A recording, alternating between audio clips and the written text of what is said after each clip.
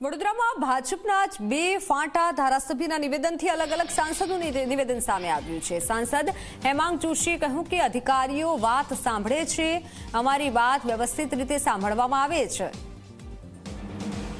વડોદરામાં ભાજપના જ બે ફાંટા પડ્યા હોય તેવું ક્યાંક જોવા મળી રહ્યું છે। સાંસદ હેમાંગ જોશીએ અધિકારીઓ વાત સાંભળે છે તેવું જણાવ્યું છે। આ બાબતે આપના માધ્યમથી જ અત્યારે મને આ સમાચાર મળી રહ્યા છે, પરંતુ આનો હું વિસ્તૃત અભ્યાસ કરીશ। જ્યાં સુધી હું મારા અનુભવની વાત કરું તો અમારે તો એક વ્યવસ્થિત સંકલન પણ થતી હોય છે અને કોઈ પણ પ્રશ્ન હોય છે તો અમે યોગ્ય પ્લેટફોર્મ પર પછી એ સરકારમાં રજૂ કરવાના હોય છે કે અધિકારીઓને રજૂ કરવાના હોય છે, અમે લોકો કરતા હોઈએ છીએ। પણ શું સમગ્ર મામલો છે, શું એમની લાગણી છે, એ સમગ્ર વાતનો અભ્યાસ કરી અને હું એમની સાથે વાત કરીશ। તમામ લોકોની વાત સાંભળે છે। સરકાર, ગુજરાત સરકાર એ ખૂબ જ સંવેદનશીલ સરકાર છે અને ગુજરાત સરકારની અંદર છેલ્લા કોઈ પણ રાજ્યની આપ લઈ લો એની અપેક્ષા કરતાં ગુજરાત સરકાર દ્વારા ખૂબ તીવ્ર ગતિથી વિકાસ પણ થઈ રહ્યો છે અને કાર્ય પણ થઈ રહ્યું છે। ત્યારે મને મારું એવું માનવું છે કે કોઈ પણ ગેરસમજ હોઈ શકે, એની અંદર અધિકારી સાચા કે ધારાસભ્યો સાચા કે એવું ન હોય, તમામ એક ટીમ જ છે। ચૂંટાયેલા પદાધિકારી અને અધિકારી તમામ લોકો એક ટીમ બનીને જ કામ કરવાનું હોય છે। ત્યારે આ શું સમગ્ર મામલો છે એકવાર હું અભ્યાસ વધારે કરી અને પછી જ હું આપને કોઈ વાત કહી શકીશ। ના માત્ર હેમાંગભાઈની, પરંતુ અમે તમામ લોકો જે ટીમ વડોદરા છે, તમામ અમારા માનનીય ધારાસભ્યશ્રીઓ હોય કે ચૂંટાયેલા બીજા પદાધિકારી હોય, કોઈને પણ કોઈ બાબત હોય તો અમે લોકો સાથે મળીને જ ચર્ચા કરતા હોઈએ છીએ। આપે આજે વિષય કીધો છે એ બાબતે હું ધારાસભ્યશ્રીઓ સાથે પણ વિસ્તૃત ચર્ચા કરી અને શું આખી વિષય છે એ પણ જાણવાનો પ્રયત્ન કરીશ। ત્યારે નિવેદન આપે સાંભળ્યું કે જ્યાં તેઓનું કહેવું છે કે એવું કંઈ જ નથી। સાંસદ હેમાંગ જોશીએ અધિકારીઓ વાત સાંભળે છે તેવું જણાવ્યું, પણ અમારી વાત વ્યવસ્થિત રીતે સાંભળવામાં આવે છે તેવું જણાવ્યું। પણ હાલ ક્યાંક જોવા મળી રહ્યું છે કે ભાજપમાં જાણે કે બે ફાંટા પડ્યા હોય। ધારાસભ્યોનું નિવેદન સામે આવ્યું અને સાંસદનું પણ નિવેદન સામે આવ્યું છે। ધારાસભ્યના નિવેદનથી હવે સાંસદે પણ નિવેદન આપ્યું છે। ત્યારે વડોદરામાં ભાજપના જ બે ફાંટા પડ્યા હોય તેવું ક્યાંક જોવા મળી રહ્યું છે। ધારાસભ્યોના નિવેદનથી અલગ સાંસદે નિવેદન આપ્યું છે। સાંસદ હેમાંગ જોશીએ કહ્યું છે કે અધિકારીઓ તો વાત સાંભળે છે, અમારી વાત વ્યવસ્થિત રીતે સાંભળવામાં આવે છે ને એવું નથી હોતું, પ્રતિનિધિઓએ તમામની વાત સાંભળવી પડે તેવું પણ જણાવ્યું છે। ત્યારે વડોદરામાં ભાજપમાં ક્યાંક બે ફાટા પડ્યા હોય તેવું હાલ જોવા મળી રહ્યું છે।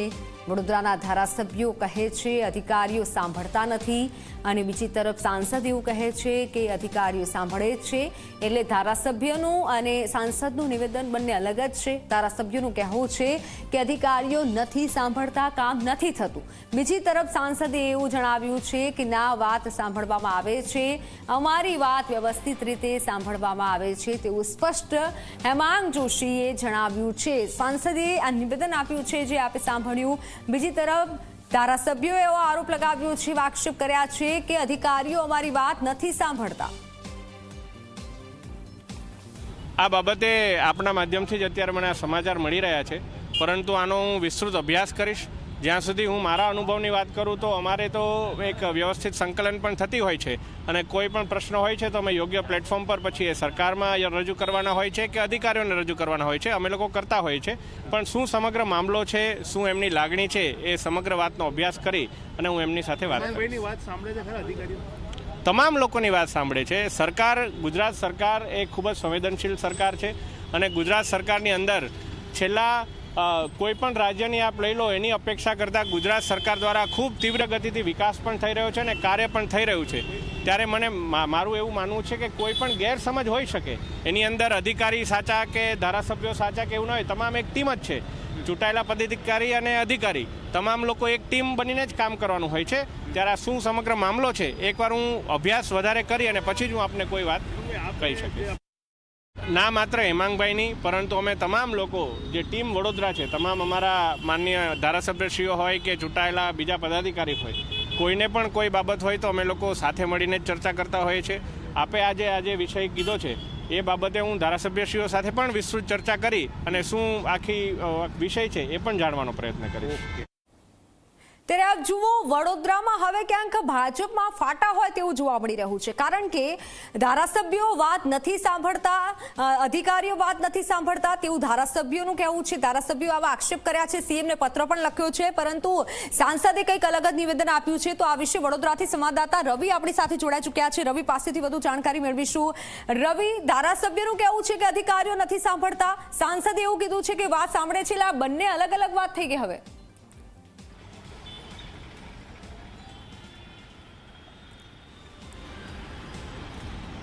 બિલકુલ મિત્તલ, વાત કરવામાં આવે તો વડોદરા જિલ્લાના 5 ધારાસભ્યો ગઈકાલે ગાંધીનગર પહોંચ્યા અને મુખ્યમંત્રીને લેટર બોમ્બ આપ્યો અને તેમાં તેમના આક્ષેપો કર્યા કે વહીવટી તંત્ર જે છે તે ખાડે ગયું છે, અધિકારીઓ ચૂંટાયેલા પ્રતિનિધિઓનું સાંભળતા નથી અને પોતે સરકાર હોય તે રીતના મનમરજીથી અને બેફામ રીતે જે છે તે પોતે કામ કરી રહ્યા છે, તે પ્રકારના આક્ષેપો કર્યા હતા. અને નાગરિકોના પ્રશ્નો હોય કે પછી ધારાસભ્યોના પ્રશ્નો હોય તે સાંભળતા નથી, તેવા પણ આક્ષેપો કર્યા હતા.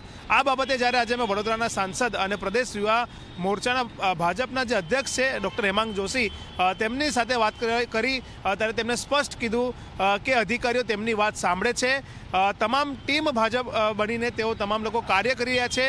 સરકાર જે છે તે ખૂબ તીવ્ર ગતિથી અને સારી રીતે કામ કરી રહી છે, ખૂબ સંવેદનશીલ સરકાર છે અને ગુજરાત સરકારમાં સૌથી વધારે અને ઝડપથી કામો થઈ રહ્યા છે. સાથે જ તેમણે એવું પણ કીધું છે કે ધારાસભ્યોને જો કોઈ ગેરસમજ હશે તો તે દૂર કરવામાં આવશે. તેઓ ધારાસભ્યો સાથે વાતચીત પણ કરશે અને તેમનો શું મુદ્દો છે તે જાણવાનો પણ પ્રયાસ કરશે. સૌથી મહત્વની બાબત એ છે કે વડોદરાના સાંસદ ડૉક્ટર હેમાંગ જોશીને હજુ સાંસદ બનીને 1.5 વર્ષ જેટલો સમય થયો છે, તેમ છતાં પણ 1.5 વર્ષની અંદર તમામ અધિકારીઓ તેમની વાત સાંભળી રહ્યા છે તે પ્રકારની વાત તેમને મીડિયા સમક્ષ કહી છે. એટલે ક્યાંક ને ક્યાંક સવાલ એ થઈ રહ્યો છે કે જે 15 વર્ષના ચૂંટાયેલા ધારાસભ્યો છે, 10 વર્ષથી જે લોકો ધારાસભ્યો છે, શું તેમની વાત સરકાર કે સરકારના અધિકારીઓ નથી સાંભળી રહ્યા? કારણ કે તેમણે જે લેટર લખ્યું તેમાં જે આક્ષેપો કર્યા છે અને સાંસદની જે વાત છે તે બંનેમાં વિરોધાભાસ જોવા મળી રહ્યો છે. સાંસદનું એક કહેવું હતું કે યોગ્ય પ્લેટફોર્મ પર અમે રજૂઆત કરીએ છીએ, એટલે કે સાંસદની જો કોઈ વાત સાંભળવામાં નથી આવતી અથવા તો કામ નથી થતા તો તેઓ યોગ્ય પ્લેટફોર્મ પર રજૂઆત કરે છે. એટલે ક્યાંક ને ક્યાંક ધારાસભ્યોને તેમને એક ગર્ભિત ઇશારો પણ આપી દીધો છે કે યોગ્ય પ્લેટફોર્મ પર રજૂઆત થવી જોઈએ, ચાહે તે મુખ્યમંત્રી હોય કે પછી મુખ્ય સચિવ અથવા તો જે મુખ્ય અધિકારીઓ છે રાજ્યના, ત્યાં રજૂઆત કરવી જોઈએ. જે રીતના જોવા જઈએ તો વડોદરા સાંસદ હવે જે ધારાસભ્યોએ કાલે લેટર લખ્યો છે તેમની સાથે વાતચીત કરવાનો પ્રયાસ કરશે, તેમને સમજાવવાની પ્રયાસ કરશે અને તેમના શું પ્રશ્ન છે તે જાણવાનો પણ પ્રયાસ કરશે. પરંતુ એક વાત નક્કી છે કે વડોદરા શહેર હોય કે જિલ્લા ભાજપ હોય, ત્યાં બંને જગ્યા પર ક્યાંક ને ક્યાંક ભાજપ વર્સિસ ભાજપની પરિસ્થિતિ ઊભી થઈ છે.